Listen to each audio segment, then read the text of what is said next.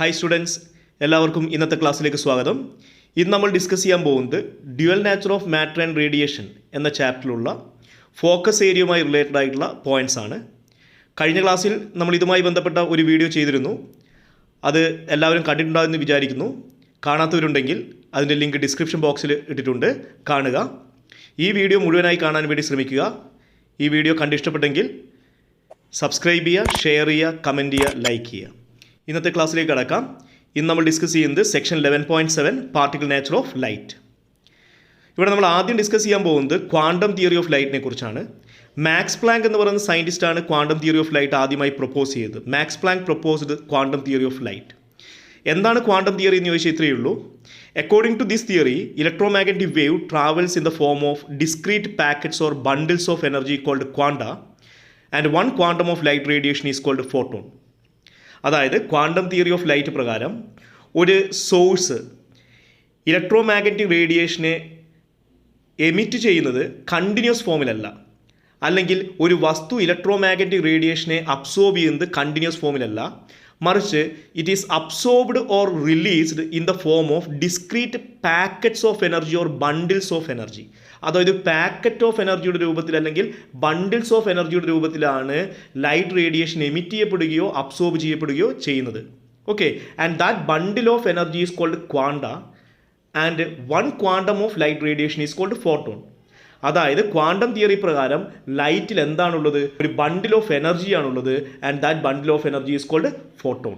Okay, so the radiation contains large number of photons. Okay, അതായത് ഫോട്ടോണുകളുടെ രൂപത്തിലാണ് radiation emit ചെയ്യപ്പെടുകയോ അബ്സോർബ് ചെയ്യപ്പെടുകയോ ചെയ്യുന്നത് according to quantum theory of light. മനസ്സിലായില്ലേ? ഓക്കെ, ഇനി നമുക്ക് പഠിക്കാനുള്ളത് ഈ ഫോട്ടോണിൻ്റെ പ്രോപ്പർട്ടീസ് എന്തൊക്കെയാണ്. ഇതിൽ നിന്ന് സാധാരണഗതിയിൽ ക്വസ്റ്റ്യൻസ് ചോദിക്കാറുണ്ട്. അതുകൊണ്ട് ഈ പ്രോപ്പർട്ടീസ് കൃത്യമായി പഠിച്ചു വെക്കുക. നമുക്ക് ഒന്നാമത്തെ പ്രോപ്പർട്ടിയിലേക്ക് പോവാം. ഒന്നാമത്തെ പ്രോപ്പർട്ടി ഇതാണ്: in the interaction of radiation with matter, radiation behaves as if it is made up of particles called photons. എന്ന് പറഞ്ഞാൽ റേഡിയേഷൻ മെറ്റീരിയൽ പാർട്ടിക്കിളുമായി ഇൻട്രാക്ട് ചെയ്യുന്നത് എന്തുപോലെയാണ്? പാർട്ടിക്കിൾ ഇൻട്രാക്ഷൻ പോലെയാണ്. എന്ന് പറഞ്ഞാൽ റേഡിയേഷൻ എന്ന് പറയുന്നത് ഒരു പാർട്ടിക്കിളിനെ പോലെ ബിഹേവ് ചെയ്യുന്നു. And the particle contained in the radiation is called photon. എന്ന് പറഞ്ഞാൽ മെറ്റീരിയൽ പാർട്ടിക്കിളും റേഡിയേഷനുമായിട്ടുള്ള ഇൻട്രാക്ഷൻ എന്ന് പറയുന്നത് നമ്മൾ എന്തായി കരുതണം? ഫോട്ടോണും പാർട്ടിക്കിളുമായിട്ടുള്ള ഇൻട്രാക്ഷനായിട്ട് കരുതണം, അല്ലെങ്കിൽ അങ്ങനെ കൺസിഡർ ചെയ്യണം. Okay, that is one of the important points here. Okay, second property ഇതാണ്: all photons emitted by any source travel through free space with the speed of light, that is c equal to 3 into 10 raised to 8 meter per second. എന്ന് പറഞ്ഞാൽ ഒരു source of light റേഡിയേഷനെ emit ചെയ്യുമ്പോൾ അതിലുള്ള എല്ലാ ഫോട്ടോൺസും സഞ്ചരിക്കുന്നത് ഒരേ വേഗത്തിലാണ്. ഫ്രീ സ്പേസിലാണെങ്കിൽ അതിൻ്റെ സ്പീഡ് എത്രയാണ്? 3 into 10 raised to 8 meter per second ആണ്. മനസ്സിലായില്ലേ? ഇനി മീഡിയം മാറുന്ന സമയത്ത് സ്പീഡ് എന്ത് ചെയ്യും? മാറും. Okay, through free space, all photons emitted by any source of light have the same velocity, and that velocity is equal to the velocity of light, that is 3 into 10 raised to 8 meter per second. That is a very important point.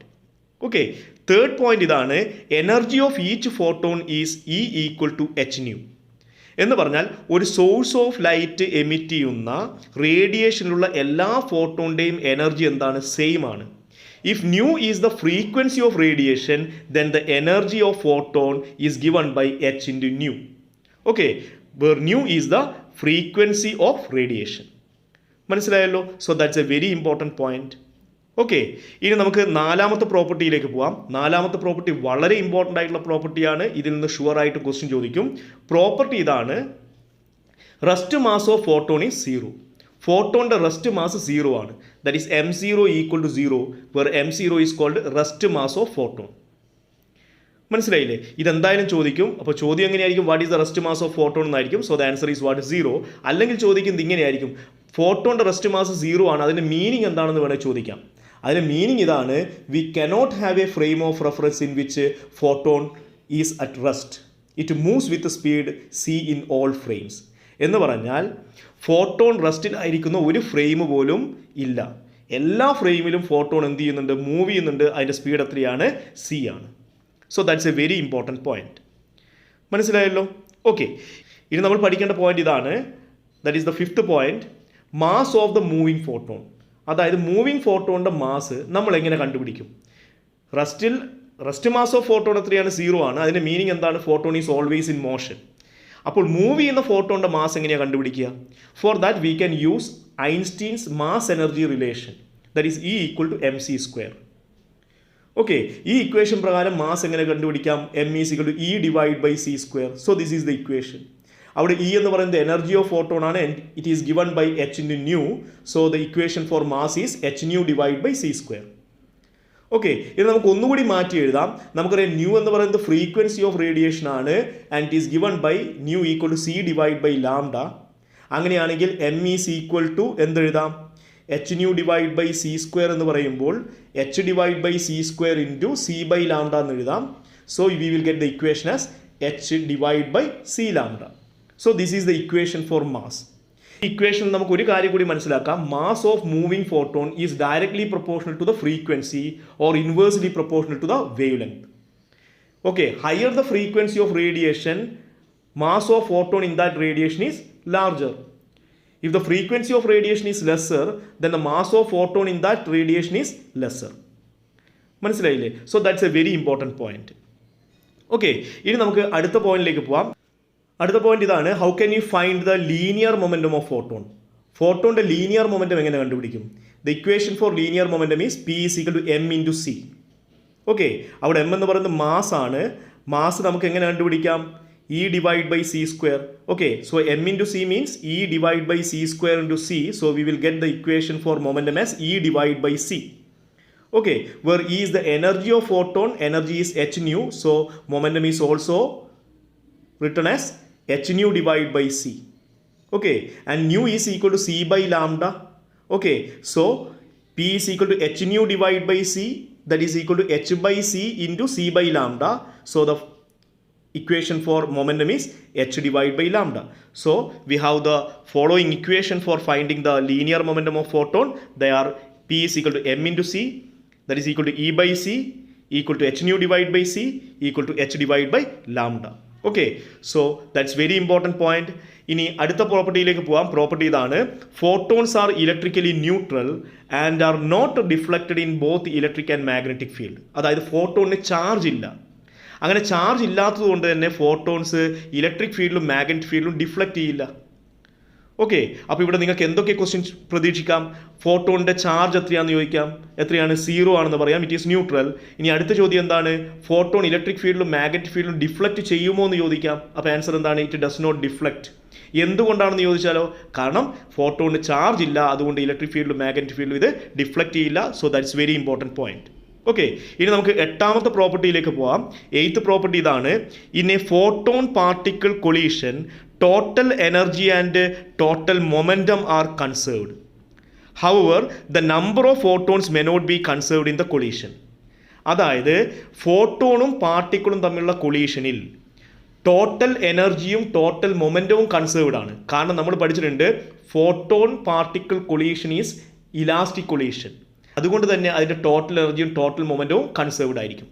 പക്ഷേ total number of photons conserve ചെയ്യപ്പെടണമെന്ന് നിർബന്ധമില്ല. മനസ്സിലായോ? Okay, എന്തുകൊണ്ട് conserve ചെയ്യുന്നില്ല എന്ന് ചോദിച്ചാൽ അതിന് കാരണം ഇതാണ്, ചില പ്രോസസ്സിൽ ഫോട്ടോൺ അബ്സോർബ് ചെയ്യപ്പെടാം, അല്ലെങ്കിൽ ഫോട്ടോൺസ് എന്ത് ചെയ്യാം? റിലീസ് ചെയ്യപ്പെടാം.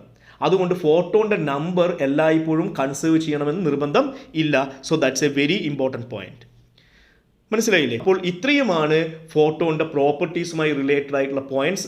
ഇത് കൃത്യമായി പഠിച്ചു വെക്കുക. ഇതിൽ നിന്ന് ഷുവറായിട്ടും ഒരു ക്വസ്റ്റ്യൻ ചോദിക്കും. മനസ്സിലായല്ലോ? ഓക്കെ, ഇനി നമുക്ക് ഈ ചാപ്റ്ററിൽ കുറച്ച് പ്രോബ്ലംസ് നോക്കാം. ഒന്നാമത്തെ പ്രോബ്ലം ഇതാണ്, the work function of A metal is 6 electron volt. If 2 photons each having energy 4 electron volt strike with the metal surface, first one, will the emission be possible? Second one, why? അപ്പോൾ നിങ്ങൾക്ക് work function തന്നിട്ടുണ്ട്. Work function എന്ന് പറഞ്ഞാൽ 503 6 electron volt ആണ്. അതുപോലെ 2 photons ഉണ്ട്. ആ 2 ഫോട്ടോൺസിൻ്റെ energy തന്നിട്ടുണ്ട്. എനർജി എത്രയാണ്? 4 ഇലക്ട്രോൺ വോൾട്ട് ആണ്. So capital E is equal to 4 electron volt. ഇനി നിങ്ങളോട് ചോദിച്ചത് എന്താണ്? എമിഷൻ പോസിബിൾ ആണോ എന്നാണ് ചോദ്യം. നമുക്കറിയാം ഫോട്ടോ ഇലക്ട്രിക് എമിഷൻ എപ്പോഴാണ് പോസിബിൾ ആവുന്നത്? When energy of incident radiation or incident photon is greater than or equal to work function. അപ്പോൾ വർക്ക് ഫംഗ്ഷനും എനർജിയും തന്നിട്ടാണ് ക്വസ്റ്റ്യൻ ചോദിച്ചതെങ്കിൽ അവ തമ്മിൽ കമ്പയർ ചെയ്താൽ മതി. മനസ്സിലായില്ലേ? ഓക്കെ, അപ്പോൾ ഇവിടെയുള്ള കേസിൽ നിങ്ങൾ കമ്പയർ ചെയ്ത് നോക്കൂ. വർക്ക് ഫംഗ്ഷനും എനർജിയും കമ്പയർ ചെയ്ത് നിങ്ങൾക്ക് എന്താ കാണാൻ പറ്റുന്നത്? Energy of photon is less than the work function. മനസ്സിലായില്ലേ? അതുകൊണ്ട് ഫോട്ടോ ഇലക്ട്രിക് എമിഷൻ പോസിബിൾ അല്ല. മനസ്സിലായില്ലേ? ഇതേ ക്വസ്റ്റ്യൻ നിങ്ങൾക്ക് ഫ്രീക്വൻസി തന്നിട്ടാണ് ചോദിച്ചതെങ്കിലോ, ഇൻസിഡൻറ്റ് റേഡിയേഷൻ്റെ ഫ്രീക്വൻസിയും തന്നു, ത്രെഷോൾഡ് ഫ്രീക്വൻസിയും തന്നു, എന്നിട്ടാണ് ചോദിച്ചതെങ്കിലോ, അങ്ങനെയാണെങ്കിൽ നിങ്ങൾ ത്രെഷോൾഡ് ഫ്രീക്വൻസിയും എന്ത് ചെയ്താൽ മതി? കമ്പയർ ചെയ്താൽ മതി. ഓക്കെ, അവിടെ ത്രെഷോൾഡ് ഫ്രീക്വൻസിയേക്കാൾ കുറവാണ് ഇൻസിഡൻറ്റ് റേഡിയേഷൻ്റെ ഫ്രീക്വൻസി എങ്കിൽ ഫോട്ടോ ഇലക്ട്രിക് എമിഷൻ പോസിബിൾ അല്ല. മനസ്സിലായില്ലേ? ഇനി ഇവിടെ രണ്ടാമത്തെ ക്വസ്റ്റ്യൻ ആണ് എന്തുകൊണ്ട് ഇവിടെ എമിഷൻ പോസിബിൾ അല്ല എന്ന് ചോദിക്കുന്നു. അപ്പോൾ അതിന് കൃത്യമായിട്ടുള്ള ഒരു റീസൺ പറയണമെങ്കിൽ നമുക്കിങ്ങനെ പറയാം. നമുക്ക് ഐൻസ്റ്റീൻസ് ഫോട്ടോ ഇലക്ട്രിക് ഇക്വേഷൻ അറിയാം. എന്താണ്? K max is equal to E minus 50. ഇവിടെ വാല്യൂ സബ്സ്റ്റിറ്റ്യൂട്ട് ചെയ്ത് നോക്കുക, എന്താ കിട്ടുന്നത്? 4 - 6 that is equal to -2 electron volt എന്നാണ് കിട്ടുന്നത്. എന്ന് പറഞ്ഞാൽ കൈനറ്റിക് എനർജി എത്രയാണ്? നെഗറ്റീവ് ആണ്. നമുക്കറിയാം കൈനറ്റിക് എനർജി ഒരിക്കലും നെഗറ്റീവ് ആവില്ല. എന്ന് പറഞ്ഞാൽ ഒരിക്കലും ഫോട്ടോ ഇലക്ട്രിക് എമിഷൻ ഈ കേസിൽ പോസിബിൾ അല്ല. മനസ്സിലായോ? So that is a reason here. ഇനി നമുക്ക് അടുത്ത ക്വസ്റ്റ്യനിലേക്ക് പോവാം. ക്വസ്റ്റ്യൻ ഇതാണ്: work function of caesium and platinum are 2.14 electron volt and 5.65 electron volt respectively. Which one of the metal has higher threshold wave length? Justify. അപ്പോൾ threshold വേവ് ലെങ്ത്തുമായി ബന്ധപ്പെട്ട ക്വസ്റ്റ്യൻ ആണ്. ഓക്കെ, നമുക്ക് വർക്ക് ഫംഗ്ഷൻ്റെ ഇക്വേഷൻ അറിയാം. എന്താ work function? 50 equal to h nu 0 that is equal to hc/λ0. അവിടെ λ0 എന്ന് പറയുന്നതാണ് ത്രെഷോൾഡ് വേവ് ലെങ്ത്. നമുക്ക് ത്രെഷോൾഡ് വേവ് ലെങ്ത് ആണ് കണ്ടുപിടിക്കേണ്ടത്. So threshold wave length λ0 is equal to hc/50 എന്ന് കിട്ടും. h and c are constants. h is called Planck's constant, c is the speed of light. So we can write λ0 is proportional to 1/50 എന്ന് പറഞ്ഞാൽ threshold wave length is inversely proportional to work function. എന്ന് പറഞ്ഞാൽ work function കൂടുതലാവുമ്പോൾ threshold wave length കുറവായിരിക്കും. ഈ കേസിൽ നിങ്ങൾക്ക് തന്നിരിക്കുന്നത് എന്താണ്? പ്ലാറ്റിനത്തിൻ്റെ വർക്ക് ഫംഗ്ഷൻ 5.65 ആണ്, സീസിയത്തിൻ്റെ വർക്ക് ഫംഗ്ഷൻ 2.14 ഇലക്ട്രോൺ വോൾട്ട് ആണ് അല്ലേ? കമ്പയർ ചെയ്യുമ്പോൾ നിങ്ങൾക്ക് എന്താ കാണാൻ പറ്റുന്നത്? Work function of platinum is greater than work function of caesium. Okay, work function കൂടുമ്പോൾ ത്രെഷോൾഡ് വേവ് ലെങ്ത് എന്ത് ചെയ്യുന്നു? കുറയുന്നു. So you can say that threshold wave length of caesium is greater than threshold wave length for platinum.